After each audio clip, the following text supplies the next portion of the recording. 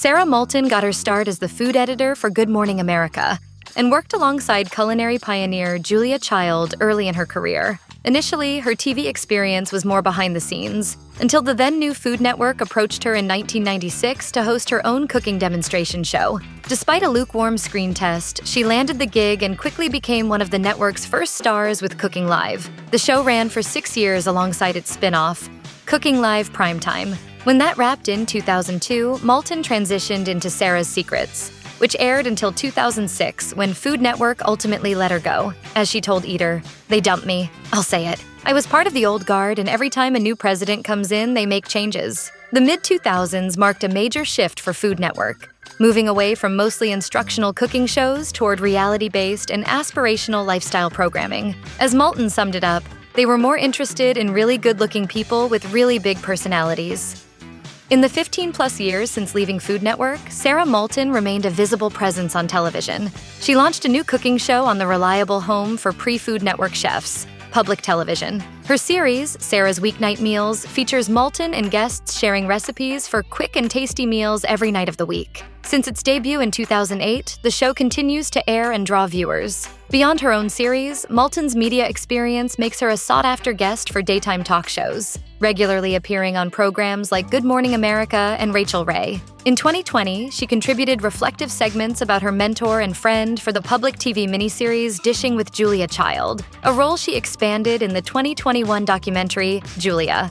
She felt that making a mistake was a good thing, just so that she could then show you how to fix it. Sarah Moulton has authored 4 cookbooks that have become staples for home cooks and food enthusiasts alike. Her debut, Sarah Moulton Cooks at Home, offered healthy recipes as an alternative to fast food. 3 years later, she released Sarah's Secrets for Weeknight Meals, a companion to her Food Network series, Sarah's Secrets. In 2010, Moulton's third book, Everyday Family Dinners, introduced the influential 2-for-1 chapter, teaching readers how to transform one night's leftovers into a completely new meal the next evening. Her fourth book, Home Cooking 101, How to Make Everything Taste Better, focused on helping home cooks achieve consistent, reliable results with every dish. I wanted to address that issue and really help people to have the same dish every time. Sarah Moulton also writes regularly for print media, contributing the monthly column Sunday Suppers for the Washington Post magazine and the weekly feature Kitchenwise, which is syndicated to newspapers through the Associated Press. In 2009, Condé Nast shuttered the iconic gourmet magazine, as reported by the New York Times. Long credited with shaping foodie culture and elevating food to pop culture prominence, Gourmet had been struggling with declining revenues and was ultimately edged out by more mainstream publications like Every Day with Rachel Ray and Food Network magazine. The magazine's closure hit Sarah Moulton financially. Before and during her time on cable TV, she had served as executive chef at Gourmet, a role that included overseeing the magazine's exclusive dining room. As she told Food Gal, "I cooked meals for the advertisers.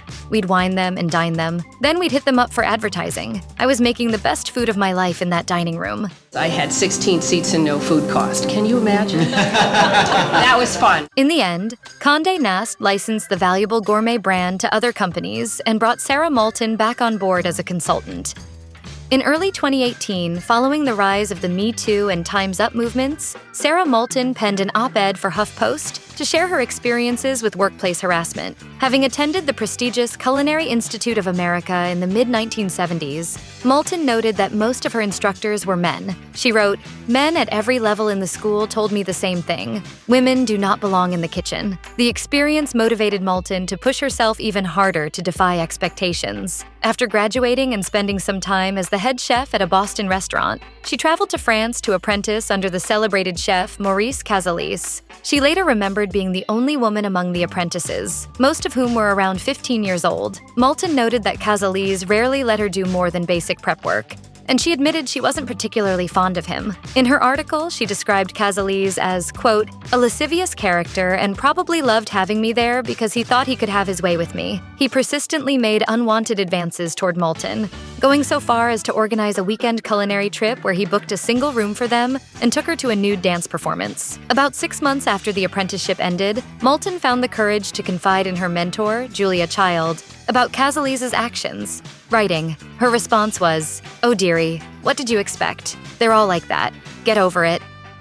Sara Moulton, the veteran television chef, has had more than one brush with the classic rap group the Beastie Boys. Her website notes that her Food Network show Sarah's Secrets earned a shout-out in the liner notes of their 2004 album To the Five Boroughs. Moulton was particularly attentive to the song Rhyme the Rhyme Well, focusing on the lyric, serving MCs on a platter like baked Alaskan. Responding to the lyric, she shared a recipe for baked Alaskan, her take on the traditional ice cream dessert baked Alaska. Moulton's connection to hip-hop runs deep. She told Eater that she has long been a fan of the Beastie Boys and Run DMC's early work. She's also closely linked to these groups and other iconic 80s rap artists. Moulton's husband, Bill Adler, has held various roles in the music industry, having entered it in 1981 after befriending Def Jam Records co-founder Russell Simmons and volunteering to serve as his publicist.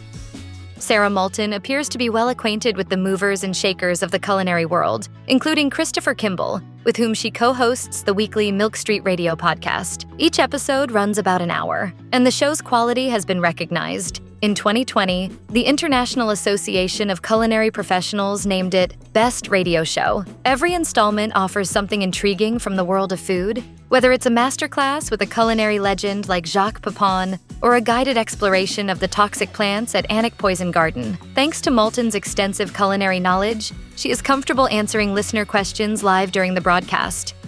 Sarah Moulton stays busy, and her blog offers a clear window into what she's cooking, where she's cooking, and what projects she's tackling. Her website includes her recipes, a catalog of her published books, updates on the latest Sarah's Weeknight Meals episodes, videos, and direct links to her blog. The blog leans heavily toward recipes, making it a great resource if you're hunting for dishes that match a holiday or the season. You'll also find links to the Milk Street Radio episodes she co-hosts, as well as recipes tied to particular Sarah's Weeknight Meals segments. Moulton sprinkles in more personal posts, too, sharing what she's eating or doing while on vacation. She's active on Facebook, Instagram, and X as well. While each platform offers slightly different content, she frequently links back to her blog, so it's easy to stay updated on everything she's up to. You can't build a food career like Sarah Moulton's without amassing an impressive cookbook library. At one point, she owned around 1,500 titles, giving her one of the most extensive collections around. It allowed her to always find something new to cook when her regular meals started to feel routine. The collection has since shrunk, though, after she donated many of her books to a small cooking school in New York City in 2023. Much of her collection grew out of her decade on Good Morning America from 1986 to 1996. Whenever a chef or cookbook author appeared on the show to demonstrate a recipe, Moulton handled all the prep work so they could focus on cooking and presenting. Over time, she built friendships with numerous cookbook authors, steadily expanding her library. A true cookbook fanatic, she also occasionally shares recommendations for the best cookbooks of the year in outlets like Bustle. Sarah Moulton isn't just skilled in the kitchen, she's also a visual artist. During the social distancing period in 2020, she revisited her passion for watercolor painting. She explored new techniques online, taking virtual classes with Kateri Ewing and using resources on a site called Art Tutor. While she admits that painting flowers remains a challenge, the results are far more polished than you might expect. Artistic talent seems to run in the family. Though watercolor is mostly a solo hobby for Moulton, she also paints alongside her sister when visiting Maine. Her sister's studio overlooks the water, providing a peaceful, inspiring setting where they can paint freely and enjoy the process together. The respect is mutual between Sarah Moulton and French chef Jacques Pépin. In 2019, Moulton wrote on her blog, "There will never be another Jacques Pépin. He is one of a kind. The food world is so lucky to have him." Pépin reciprocated in 2023, sharing with Current, "There are many cooking shows on TV, but few are teaching anything. To learn about cooking, look at Sarah Moulton." Moulton is a strong advocate for the Jacques Pépin Foundation. She has participated in numerous fundraisers for the organization, which offers free culinary education to underserved communities across the U.S. She has also served as a keynote speaker at several of the foundation's events. So here is a tribute to you, the Jacques Pépin Foundation, and all the good work you do. In 2021, Pépin published the second volume of his Cook with Jacques and Friends video cookbook. Moulton was delighted to contribute a recipe to the collection, and the pair often meet up whenever he's in New York City. In 2023, they shared a meal together while Pépin was in town for a James Beard Foundation dinner held in his honor.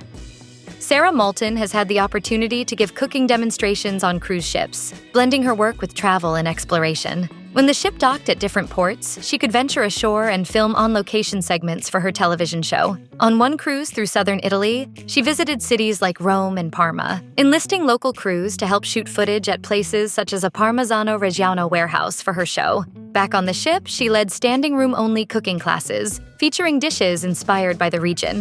One highlight from her Italian coastal tour was a unique take on eggplant parmesan.